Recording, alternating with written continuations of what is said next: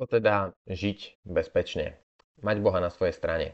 Byť v prvom rade veriaci a potom aj dobrý veriaci, ktorý fakt nasleduje Božie prikázania a Božie cesty a ktorý miluje Boha a miluje ďalších ľudí, tak si myslím, že je veľmi veľký krok k tomu, aby sme žili bezpečne.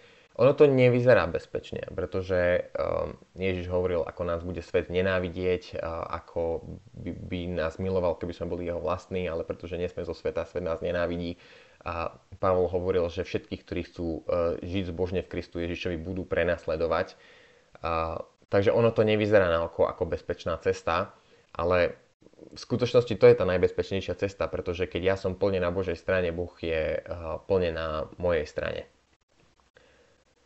Druhý list Timotejovi 4, 17 až 18, ale Pán stál pri mne a posilnil ma, aby mnou bola plne vykonaná kázeň Evanília a aby ho počuli všetky národy a bol som vytrhnutý z tlamy lva. Aj ma vytrhne Pán a zachová od každého zlého skutku a zachráni a uvedie do svojho nebeského kráľovstva, ktorému sláva na veky vekov. Amen. Pavol tu hovorí podstatnú vec. On veľmi často hovorí o utrpeniach, ktorými prechádzal. Tu mal byť podhodený levovi. Takže na oko to nie je bezpečný život. A niekoľkokrát ho kameňovali. Pavol je extrém. Okay? Pavol je extrém snáď v každom ohľade. Aj v tom, aký až zlý život žil ako nekresťan, aj v tom, že aký ťažký život žil ako kresťan.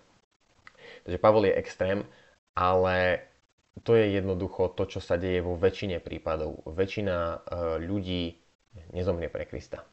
Väčšina ľudí je zachránená zo všetkých zlých vecí, ktoré sa dejú.